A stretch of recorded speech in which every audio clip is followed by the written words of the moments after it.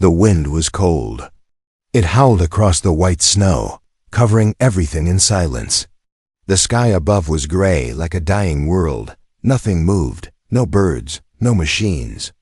No life, except for her. A mother walked through the deep snow, holding her small child close to her chest. Her arms were weak, her legs shook. But she kept walking. Her name was Selra. She was not human. Her skin was soft blue, her eyes large and bright like moons. She was one of the last of her kind. Her people once lived on this planet, Avelar. It was a beautiful place with tall trees, crystal rivers, and warm skies. But that was long ago. Now, Avelar was dead. The machines came. No one knew where they came from. They attacked without reason. Cities burned. The skies turned black. Many fought. Many died. In the end, only a few escaped into the cold mountains. Selra had nothing left. Her mate was gone. Her family was gone. Her people were gone. Only her child, Lear, remained. Lear was very small. His skin was pale. He had not eaten for 2 days. The cold was too strong. Selra knew he was dying. She found a small cave, hidden under broken rocks. She crawled inside and laid Lear down on her long cloak. He did not cry. He only looked at her with tired eyes. She smiled sadly and touched his cold face. "I'm sorry, my son," she whispered. "There is no more food, no more fire, only the snow." Outside, the wind screamed louder. Snow blew into the cave. Selra took off her last scarf and wrapped it around the child. Then, softly, she began to sing. It was an old lullaby. Her mother sang it to her when she was a baby. It was a song of stars, of dreams, and of peace. Her voice was low and full of pain. "Sleep now, child. The stars will glow through ice and wind and falling snow. Close your eyes, the night is long, but in the dark you'll hear my song." She sang with tears falling down her cheeks. Her hands shook, her voice broke. But still she sang. Outside the cave, snow kept falling. Time passed slowly. Then a sound, a crunch in the snow. Slow, heavy, not the wind, not an animal, a footstep. Selra froze. She held her breath. Her eyes stared at the entrance of the cave. Again crunch. Crunch. Something was walking toward them.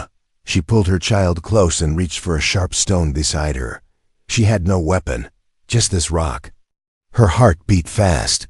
The shadow of a tall figure appeared at the cave's entrance. Snow blew around it. It was big, strong, covered in thick clothing. A metal mask hid its face. Then the figure stepped inside. It was a human.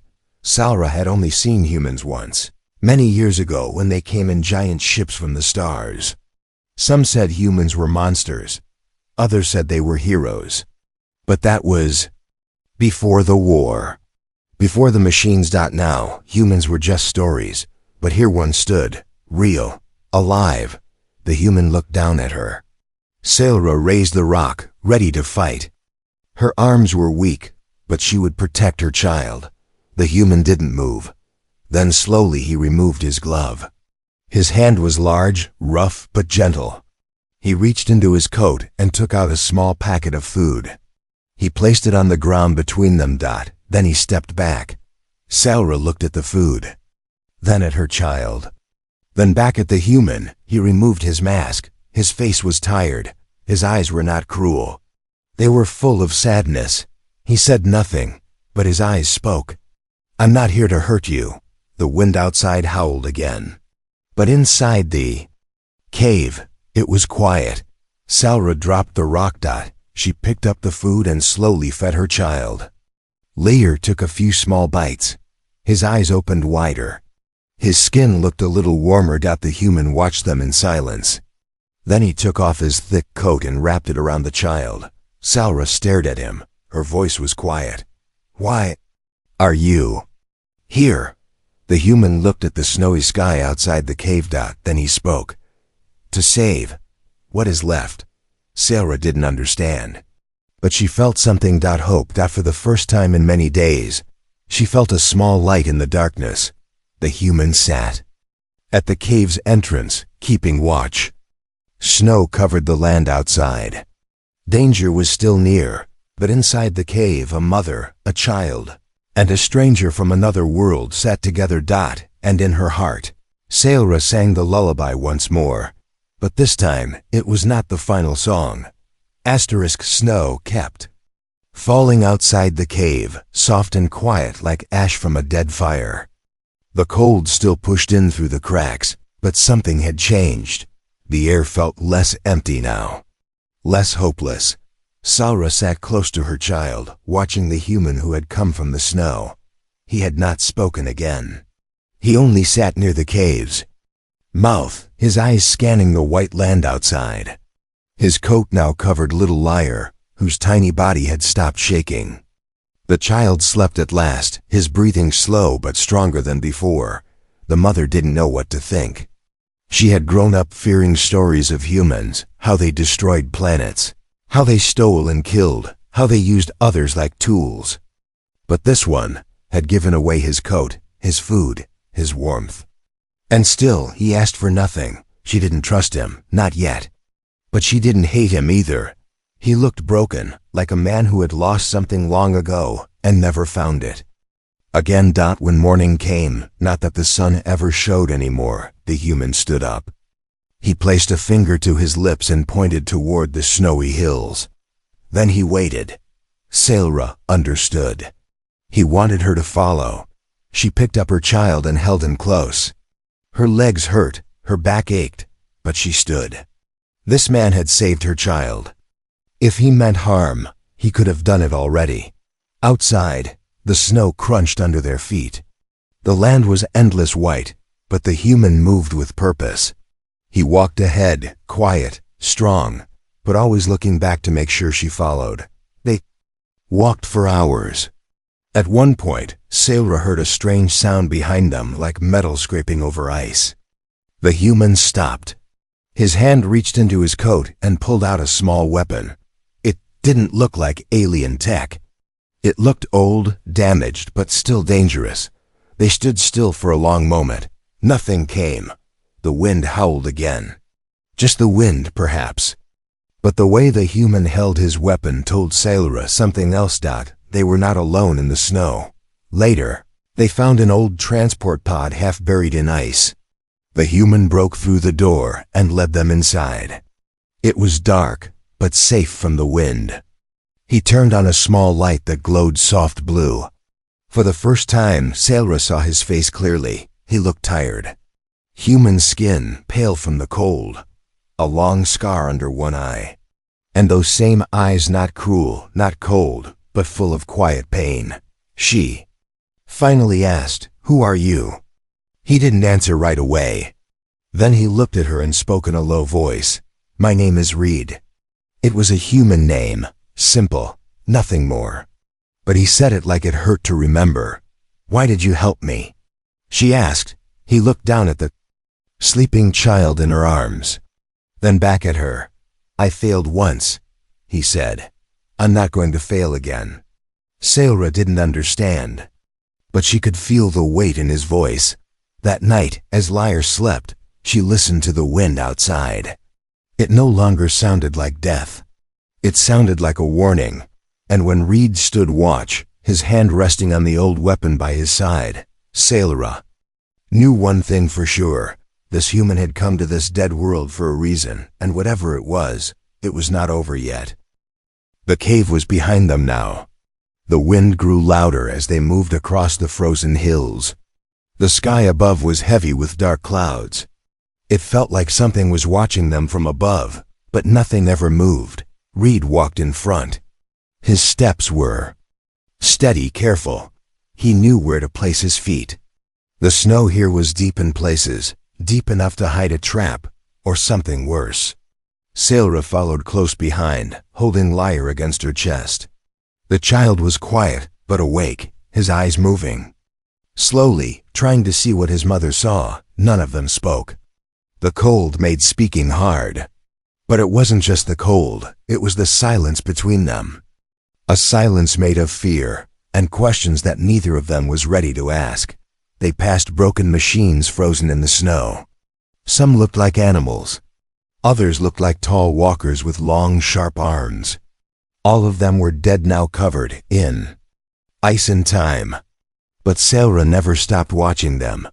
Afraid one might rise again. At night, they found an old shelter beneath a rock wall. It was nothing more than a cracked dome, half buried in snow. But inside it was dry and safe from the wind. They lit a small heat stone, just enough to warm their hands. Reed shared a piece of dry food with Sailra. She broke it in half and gave the smaller piece to Lyre, who sucked on it slowly like it was sweet. She watched the human closely. His eyes were always scanning the shadows. His hand always near the old weapon at his side. That night, Sailra dreamed of fire and screaming skies. She saw her village burning. She saw machines tearing through the forest. She saw herself running, holding her child, alone in the snow.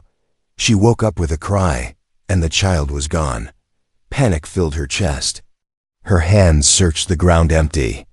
Lyre was not beside her. She looked up. Reed was gone too. She stood up quickly, heart pounding, and rushed outside into the cold. Their tracks in the snow. 2 sets, one large, one small. She ran, slipping down the icy hill, following the footprints. Her breath burned in her throat. The wind pushed against her, but she didn't stop. Then she heard it, a sound like metal tearing, followed by a shout. Not a scream, but a warning. She ran faster, heart pounding like a drum, and then she saw them. Reed stood between Lyre and a machine, tall, thin, and jagged like a walking knife. Its eyes glowed red in the snow. It moved fast, slicing through the air with sharp arms. Reed fired his weapon once. A blue light struck the machine's shoulder. Sparks flew, but it didn't stop. It charged. He didn't run. He moved in close. And fired again, right into the thing's face. The machine twisted, slashed wildly, and fell into the snow with a heavy crash. Silence returned. Sailra rushed forward and grabbed Lyre, pulling him close. The child was crying now, but he was safe. Reed turned around. Blood ran down his arm from a deep cut, but he didn't look at it. He looked at Sailra. "You weren't safe," he said. "It followed us. I didn't want to wake you. I thought I could take it before it got close." She didn't speak. Her chest still burned with fear. Her arms were shaking. Then she looked at the machine on the ground. It wasn't like the ones from before. It was newer, shinier. It had been active. That meant something terrible. They weren't alone out here. The machines were still working, still hunting, and they had found a trail. They moved again that same night. There was no time to rest. Reed wrapped his arm in cloth and led them toward the mountains. His breath was short, but he didn't slow down. Sailra followed, holding her child close, her eyes always behind her.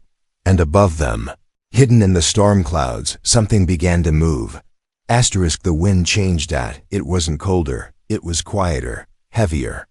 Like the land itself was holding its breath. Reed stopped walking without saying a word. His eyes locked on something in the distance. Sailra followed his gaze. At first, she saw only the same white hills and broken trees, then just past a sharp ridge, something tall and dark rose from the snow, not a mountain, not a machine. A tower. Half buried in ice. It leaned sideways, broken at the top. Lights no longer blinked on its sides. The glass windows were shattered. Steel arms stuck out like frozen bones. A city. Long ago, her people had built it. A capital. Of learning, of beauty, of peace. They had called it Valtorin, the heart of Avalar. Now it was nothing but a ruin. Reed didn't turn back. He moved forward, fast but careful. His body still hurt from the fight, but he didn't show it. He knew the path. That much was clear. Sailra hesitated. Her memories of this place were warm and full of color. But now, looking at it under the ice, all she felt was dread. Lyre stirred in her arms. His eyes opened. then closed again. The cold was getting worse. They reached a broken gate. Huge metal doors had fallen into the snow. Ice covered everything. Reed stopped beside a fallen column and brushed away the snow. Underneath, a round panel blinked once very faint, still working. He placed his hand over it, and the ground shook. Not much. Just a small tremor. Then part of the wall slid open with a loud groan. A tunnel led downward into the dark. Sarah didn't like tunnels. She felt trapped. But she said nothing. The tunnel smelled of dust and cold metal. Their footsteps echoed around them. Strange symbols glowed faintly on the walls, her people's writing. But mixed with it was something else. A second language. Human. They moved deeper until the tunnel opened into a wide chamber. Sarah gasped. All around her were machines, silent and still. Tables with glowing glass, frozen screens, and giant tubes that reached into the ceiling. This had once been a lab. She remembered now. Her people had worked here with humans, scientists, builders, dreamers. Together, they had made plans to save the dying stars. But something had gone wrong. Reed moved through the room like he had been here before. He passed a console, stopped at a wall, and then touched it. The wall opened. Behind it was a narrow chamber. In the center stood a pedestal made of black stone. Resting on top was a crystal clear, pulsing with soft blue light. Still alive, he reached for it slowly like it might break. Sarah stepped forward. "What is that?" Reed held it in both hands. The light danced across his tired face. "This is what they were trying to protect," he said. The crystal pulsed. "Again, it holds a seed," he continued. "Energy, memory, life, everything your people left behind. If we reach the core, we can restart the system." Sarah shook her head. "The machines destroyed the core. They broke everything." Reed looked at her. "No," he said. "They tried. But they never found it. I know where it is. I helped build it." Her eyes widened. "You were here?" He nodded slowly. "Years ago, before the war, before the machines turned. I was part of the team that joined with your scientists. We were building a new dawn." "And what happened?" she asked. Reed stared at the crystal. "Someone wanted it all to fail." Suddenly, the lights flickered. Then darkness. A loud hum echoed from the tunnel behind them. Sarah turned. She heard it clearly now. Footsteps. Not one. Many. Not human. Reed slipped the crystal into a bag across his chest and raised his weapon. "It's a trap," he said. He grabbed Sarah's arm. "Run." They ran through the lab, through the tunnel, back toward the broken city. Behind them, metal claws scraped across the walls. The city was not dead. Something was still here, and it was awake. The walls were closing in, not truly, but it felt that way. The tunnel behind them was full of sounds now. Echoes of metal on stone, fast, sharp, angry. Machines were coming, and they were close. Reed didn't stop. He turned corner after corner, moving through dark halls like he remembered every wall, every broken light. Sarah followed, her breath fast, her arms tight around Lyre, who had gone silent again. His small head resting against her chest. Something was wrong with him. His skin was too cold. His breathing too slow. They passed through a shattered door and climbed a narrow metal stair. Reed pulled a lever, and a panel above opened. A gust of cold air rushed in, sweet compared to the stale air inside. Snow hit Sarah's face as they climbed onto the surface. They were inside the city now. Or what was left of it. Steel towers leaned like broken teeth. Roads lay under thick snow. The machines that once cleaned the streets now sat still, half covered in ice. No wind moved here. The silence was heavier than before, as if the whole city was holding a secret it didn't want to share. Reed led them through narrow alleys until they reached a building that still had most of its roof. Inside, they found a collapsed office full of dust and frozen plants. Reed closed the broken door with a piece of metal and placed his coat over the child. Sailra knelt beside Liar, his eyes barely open. His breath was weak. She touched his face. "Stay with me," she whispered. "Please." Reed watched from the side, then reached into his belt and pulled out a silver box. He opened it carefully. Inside was a tiny glowing sphere, no larger than a finger. He held it out to her. "This will help," he said. "Not much, but enough for now." She didn't ask what it was. She trusted him. She placed the sphere near the child's chest. The light spread gently across his skin. His body warmed slightly. His fingers moved. It bought them time. But not much. Reed sat back against the wall. He looked around at the broken office, the old signs, the desks frozen in place. "This place was a dream once," he said. Sailra looked at him. "We built this city together," he continued. "Your people and mine. We were going to share knowledge, build a bridge between worlds, but we weren't fast enough." She spoke quietly. "The machines came," he nodded. "Not by accident. Someone changed them. Someone turned them into weapons." She blinked. "Who?" He didn't answer right away. Then he looked straight at her. "Another human. His name was Commander Vile. He didn't believe in peace. He thought unity made us weak. He wanted control." Sailra stared. "One man caused all this?" Reed's voice turned hard. He had help from both sides. Silence fell between them again. Sailra stood slowly. "What will the crystal do?" Reed opened his bag and showed it to her. The crystal still glowed, a little weaker than before. "There's a chamber beneath the city," he said. "A failsafe. If I reach it and place this inside, it will send energy through the old roots. Life systems will wake. The planet will breathe again." "But the machines?" she asked. "They'll try to stop us," he said. "They're still following the last command Val gave them. Destroy everything that brings humans and aliens together." She looked down at her son. "Then we have no choice," she said. "We fight for him." Reed's eyes softened. A sudden sharp noise rang through the broken window. Not metal, not wind. A voice, faint, robotic. "Target located." Reed jumped to the window. Outside, something moved across the rooftops. Fast, too fast. He turned to Sailra. "We have to go, now." She lifted Liar gently and wrapped him in both cloaks. He didn't wake. Reed kicked open a side door, and they slipped out into the shadows. The city was waking up again, but not in peace. Something was hunting them. And this time, it had their scent. Asterisk. The ground shook, just once. Not enough to break anything, but enough to be noticed. Reed felt it under his boots. A distant pulse, like something large had moved far beneath the snow. He didn't stop walking, but his grip tightened on the crystal hanging inside his coat. Sailra noticed it too.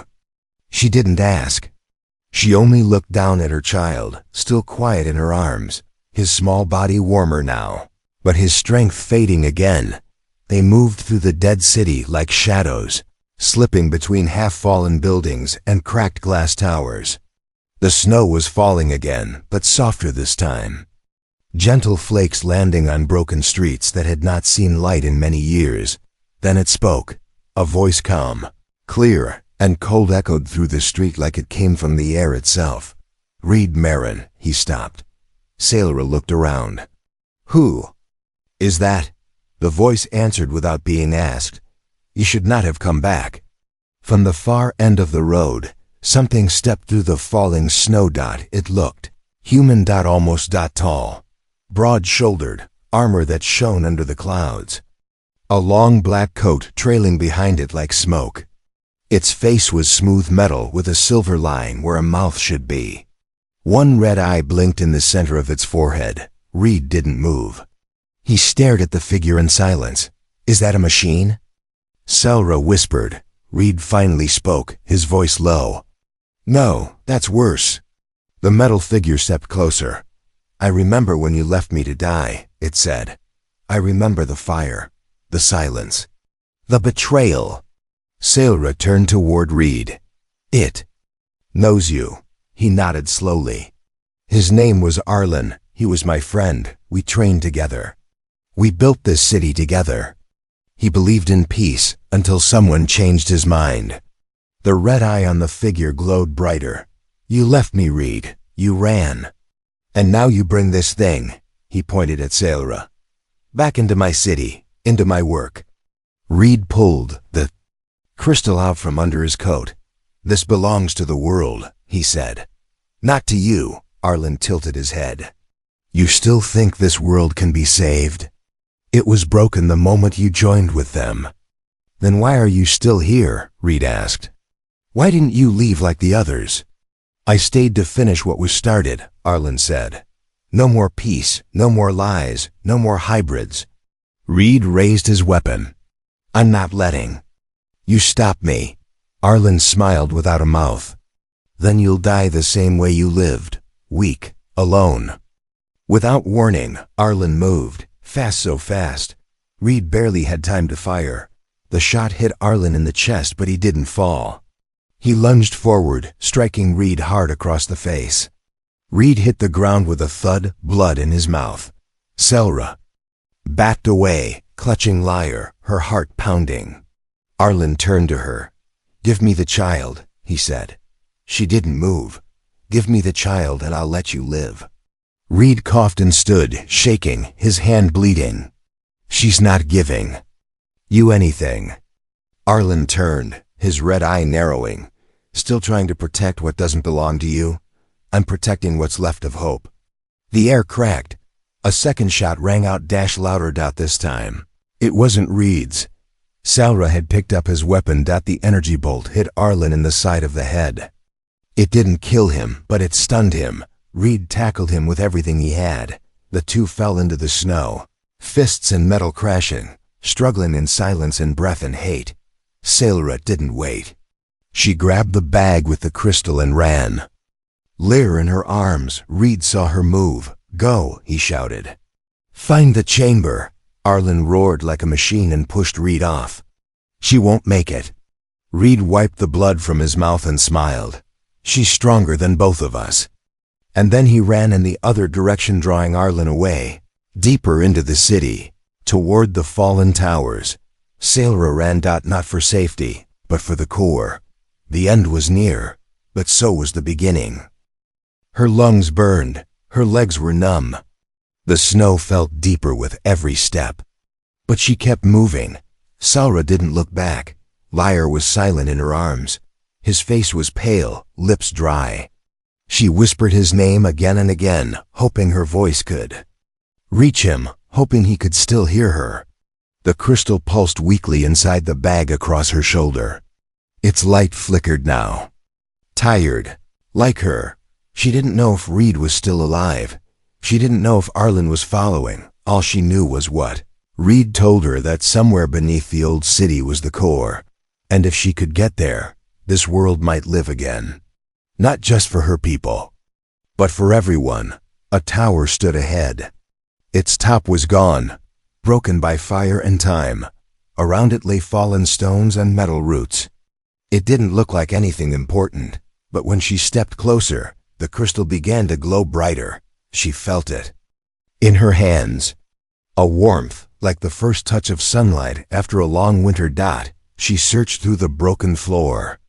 And then she saw it, a panel, half buried under rubble, with a mark carved into it. A circle with 3 stars. The old sign for unity. The door below her shook once and opened. She climbed down into darkness. The stairs spiraled into a deep chamber, glowing faint blue with old energy. The walls were smooth, humming with life. In the center stood a machine made of glass and stone, shaped like a flower. It was open, waiting. She stepped forward, but before she could reach it, the air behind her changed. A voice, almost. She turned, heart frozen. Arlen stood at the top of the stairs, one arm sparking, half his face broken, red eye flickering. Smoke rose from his body. He was hurt, but not finished. He walked slowly toward her. You should have let him die alone, he said. This world has no place for your kind. She backed away, the edge of the platform just behind her. Lear moved weakly in her arms. His fingers brushed her chest. She looked down at him. His eyes were open, and he was humming the lullaby. The same. One she had sung in the snow. Soft, weak, but alive. She felt something rise in her chest. A light. A strength she didn't know she still had. She looked at Arlen and spoke clearly. He's not your future. Then she turned and placed the crystal into the heart of the machine. The chamber shook. A deep sound echoed through the walls, like a giant heart starting to beat again after many years. Light burst from the flower-shaped core, rising up the walls, through the cracks, into the city above. Snow began to melt. The sky changed. Far off, in the distance, mountains breathed. Ice cracked. Trees blinked awake. Arlen screamed, falling to his knees. His red eye went dark. His metal body cracked like glass. And then he was still. Sailor dropped to her knees, holding her child close. She looked up. Above her, for the first time in years, the clouds broke. A small ray of light touched her face. She closed her eyes. Footsteps echoed behind her. She turned. Reed stood there, limping, covered in dust and blood but alive. He smiled. You did it. She nodded slowly, her voice shaking. We did. He walked over and sat beside her, placing a hand on Lyre's tiny shoulder. The boy opened his eyes and looked at the human. For the first time, he smiled. Reed looked out at the glowing sky and whispered, "He'll grow up in a better world then." We did. Sarah leaned back against the warm stone and sang the lullaby one last time, but not in sorrow. This time, she sang it in hope.